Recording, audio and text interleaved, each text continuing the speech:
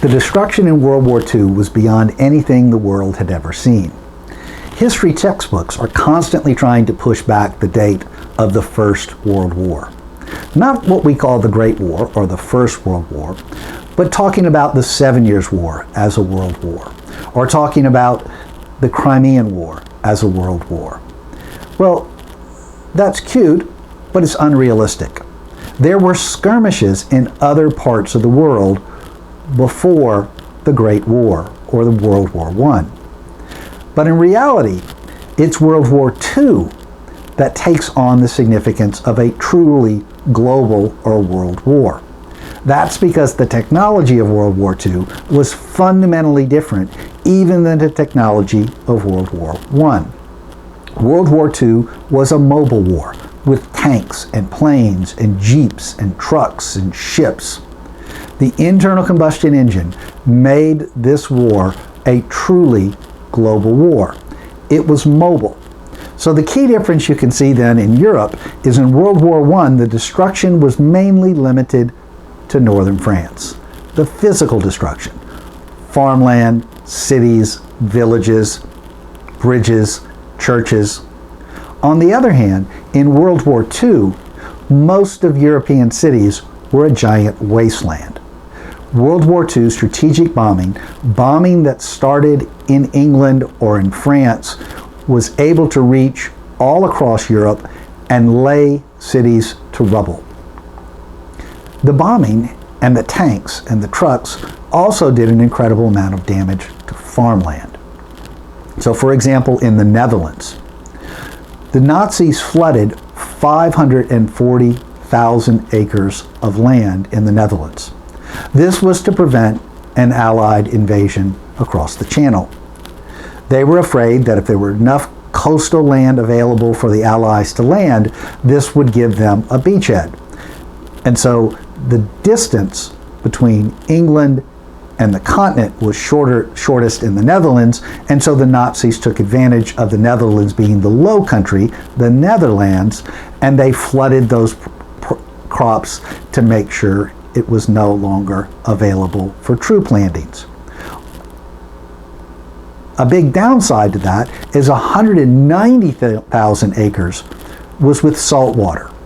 Saltwater intrusion made sure that that farmland was not simply unavailable at the time being, but the salt made the land unworkable for decades to come. And so the damage of this to the farming in the Netherlands was astronomical. Europe as a whole saw yield fall by 25%. Wheat and rye acreage declined by 23%. Overall, agricultural yields fell to 40% below pre-war levels. Europe was not able to feed itself. Already before the war, Europeans were importing vast amounts of cereals and meats from the United States. The United States became the breadbasket of the world.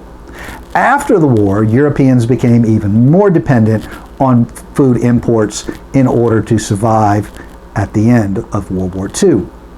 This meant that the caloric intake of Europeans fell dramatically during and after the war. After the war, 140 million Europeans had less than 2,000 calories a day. An adult male needs about 2,000 calories a day to survive if he's active. On the other hand, an adult female needs about 1,500 calories. At the end of the war, 100 million Europeans had less than 1,500 calories altogether. So whether it was a male or a female didn't make any difference. They were slowly starving or becoming malnourished. The war took away Europe's ability to feed itself. While the decline in agricultural productivity is dramatic, the destruction of the cities is beyond imagination. Each side used strategic bombing, long-range bombing, to attack each other's cities. This put a dramatic drop in the availability of housing. And so in the USSR, 25 million Soviet citizens were without housing. In Great Britain, 4 million British subjects were without housing. In Germany, 10 million without housing. This is a dramatic contrast to the United States of America.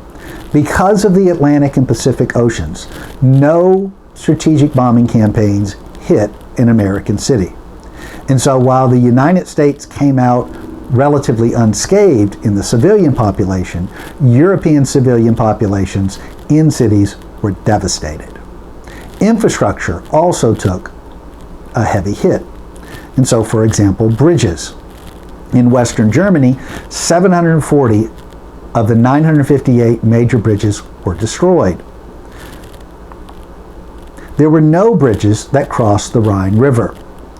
Allied and Nazi forces either destroyed them going one way or destroyed them going back the other. Railroads were targeted for hitting. Not only the railroad bridges, the railroad viaducts going across mountains, railroad tunnels, railroad stations, bringing to a halt most European rail traffic at the end of World War II. Not often talked about as a modern transportation technology, but canals also became clogged. Since the 1700s, European monarchs had been building canals well before railroads. Those canals linked the major rivers.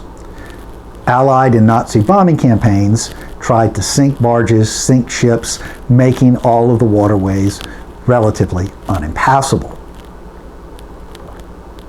Fuel production also took a heavy beating.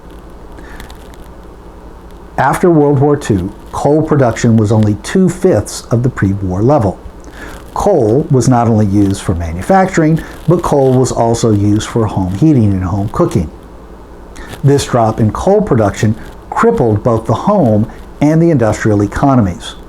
In the Ruhr, for example, coal production fell from 400,000 tons per day to just 25,000 tons.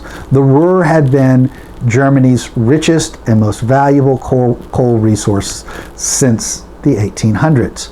That coal was simply no longer available to fuel German industry and German homes. So while the physical destruction is relatively easy to measure, it's harder to get a grip on the spiritual or mental devastation of this war. Listen to this quote from René Fallet, a Parisian. "We were children of the occupation. In 1940, we were 12, 13, or 14, when we began our life in an atmosphere of defeat, pillage, and theft. We begged cigarettes from Germans on the roads of a country in ruins. We stuffed ourselves with Swedes, turnips, when what we wanted was bars of chocolate. We got in on the rackets. For us, before the war was a faded memory.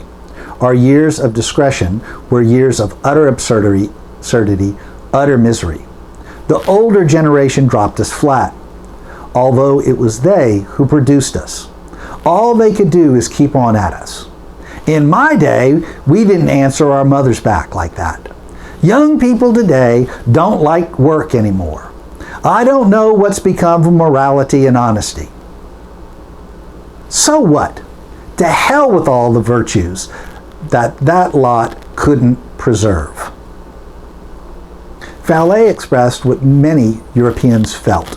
They felt betrayed. They felt let down. The political, the military, the intellectual classes of Europe had failed them.